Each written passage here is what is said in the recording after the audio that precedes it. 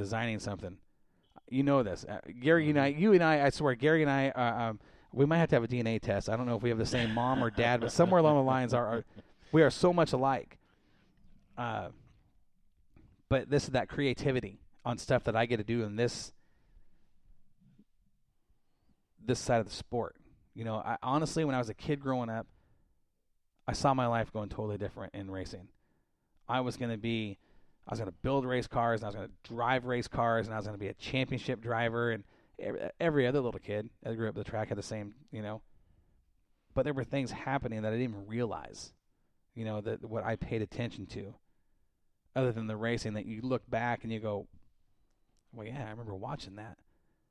And in the long run, it puts you where you are now. Did I see myself in the booth announcing races? No. I thought it was cool. I always listened to the announcers, you know, Chet Edwards and Robert Hood and the guys that were really good, you know. But I never saw myself in that booth until I was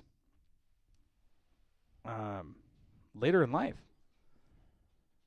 And I had talked to Claire Arnold about it a couple times, and he had his guy, you know. And that's one thing I love about Claire was loyal as loyal gets, you know. He made a commitment to that guy, and that's who he was sticking with, and you have to appreciate that. I started thinking about being an announcer, and I would screw around in the top of the stands and just hang out and then call the races. You know, people like, oh, you should be up there. I'm like, oh yeah, whatever. And look where I ended up. Things happen for a reason. You know, you're prepared without even knowing you're being prepared. Right. You know what I mean? Right. Did you ever see yourself doing this kind of stuff with Moxie? Probably not.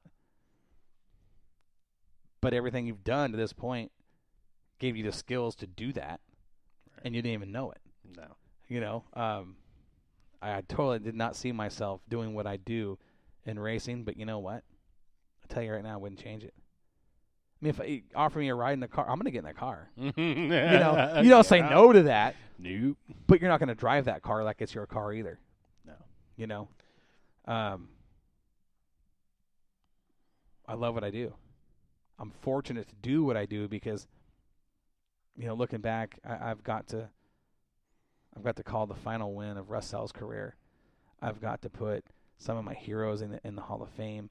I've got to call first wins for guys I know are going to be stars, guys that have turned themselves from somebody nobody ever heard of to stars in their division. Yeah. You know, to be able to say, I called Bryson James' first win. I called Bryson James' first championship. I called Mackenzie Lockhart's first win, or Dakota Goddard's, or Joey Cannon's, or, you know, all these people that have established themselves from people that just started coming to the racetrack to contention drivers. It's when you look at the time, Brody Sim, 14 years old, McLean Benoit, 12 years old, winning his first late model feature at 12. Mm-hmm. How many people get that opportunity to, you know, say, hey, I called that kid. What if he does make it to the big show? What if he goes NASCAR or whatever, or he goes and wins the World 100? I get to say I called that kid's first win. Mm-hmm. For me, that kind of stuff is cool. You know, that's history. It's part of the, you know, the history, and we've got videos of that. Had videos, a lot of that. We haven't talked about this. No. So we've had a lot of people, and I'm gonna go back to what I was talking about here in a little bit. But I had a lot. This reminded me. Videos. I'm gonna tell everybody that listens to the show that has again a million questions. How come you're not posting videos? Where's all the videos from this year? Where's the videos for that? I'm gonna tell you why we haven't posted any videos this winter at all, and I'm sick to my stomach over this. Our external hard drive suffered a power surge, and there's been damage to that hard drive that has 4 years worth of history. Those moments we were talking about, drivers' first wins, in-car camera, drone footage, all of that stuff on that hard drive. suffered a power surge, has some damage. We have actually Dave actually took the hard drive apart, sent the guts to a lab because he knows somebody in a certain spot with the Homeland Security. The lab actually, no, I'm not kidding you. You know this. This is true. You know this. It actually was sent to a lab at Homeland Security to have that footage recovered, or if it could even be recovered, was why it was sent there. Can it be recovered? After they had the thing for 2.5 months, probably, they contacted Dave and said, "Look, we can recover that. That's not a problem. You know, the damage is there. Yes, this hard drive is destroyed, but we can recover the video that's on there." Fantastic. Here's the bad part about that. It's going to cost you $2,300. I have the hard drive wrapped up in a bag, sealed, and put away. Waiting for $2,300. I have that history. Yeah. It's all there. But $2,300 to get that back? Not right now. Not right now. I'm sorry, guys. I want to put those videos out. We want to, that was our plan all along. Unfortunately, we can't.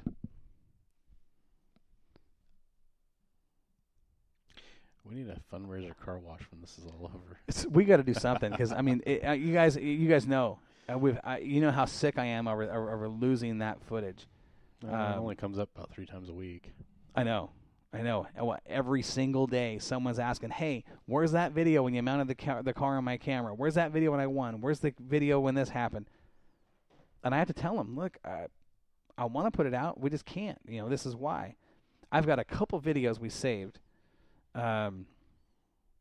And they've already been released, or there's a couple we haven't been released, but they're not the best quality videos. That I don't want to just put something out because we have it. I want to put something out because it's a great video. Yeah. It's killing me, man. To know we've got it, but they're basically holding it hostage at $2,300. You know how many hard drives you can buy with $2,300? You know what kind of camera you can buy with $2,300? It's sickening is what it is. I will tell you, I will never buy that brand or that type of hard drive ever again, because the other hard drives, I'm told that you can just recover it yourself. But the one in particular, and again, I didn't know that when I bought it. The reviews on it were great. I didn't just go out and buy something. I did my work. My research, and it was a great hard drive. It had, great reviews, but obviously nobody had it suffer a power surge and try to recover their video because reviews wouldn't be that good. You know what I mean? Oh gosh. Well, if anybody knows any good hackers out there. Yeah, if you know somebody that's good with that kind of stuff, let me know. Please let me know. We'll put all those videos up. We'll get you guys some unedited raw footage. Absolutely. I'll put it up unedited. I don't even care. But, man, terrible. But,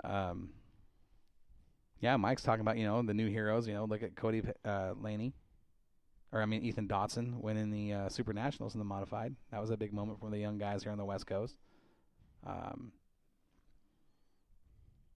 The heroes.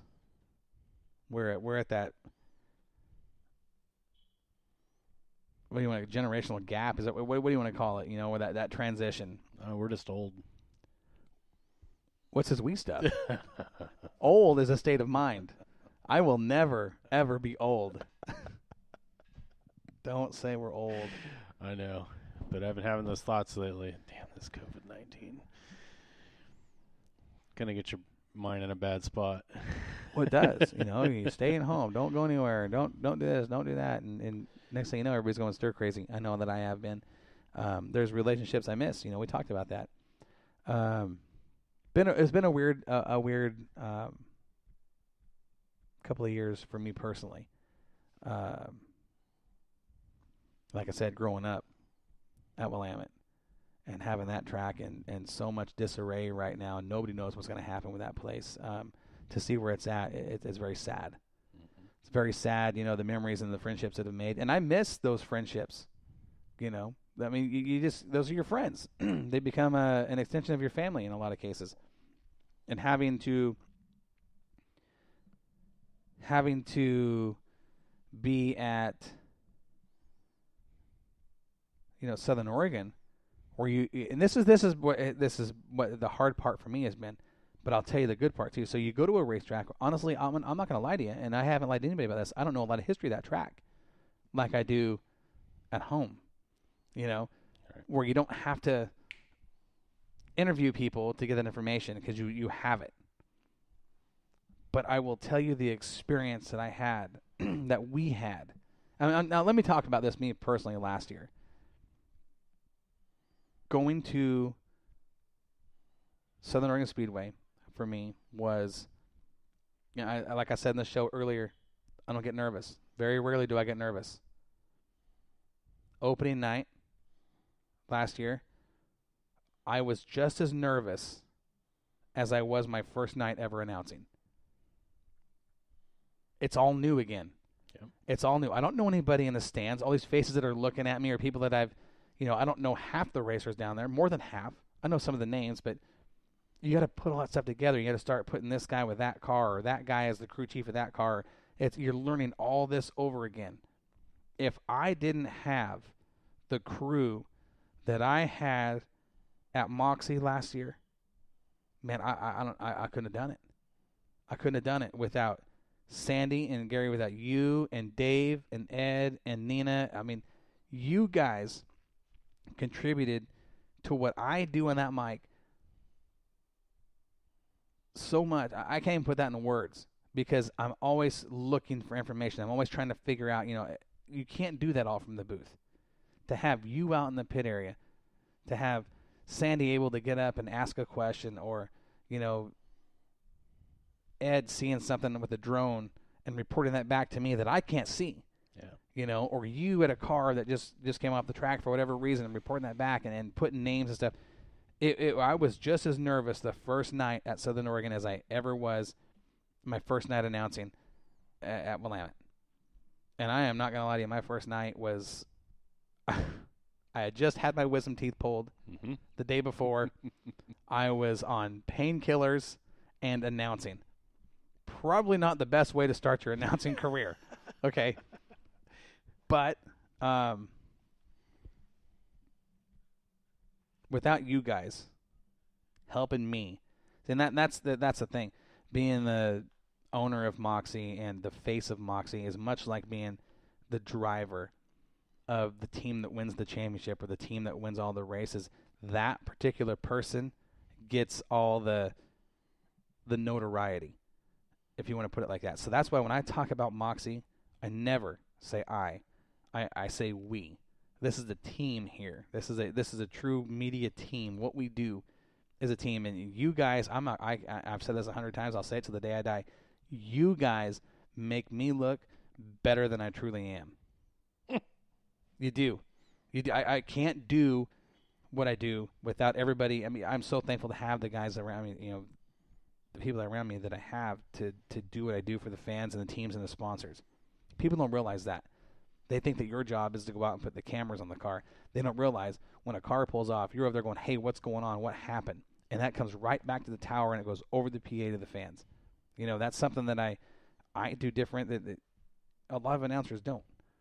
They don't bring their own pit correspondent or photographer or drone pilot or, Sandy, my right hand. It just, she, how much. Oh, yeah. She works probably harder than I do at the racetrack.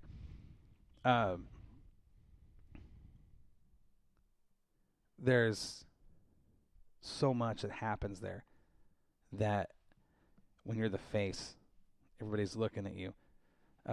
Going out in the stands last year, talking with people, trying to develop those relationships and learning who key people are in the stands was something I was pretty good at last year, picking out the right people to give me information.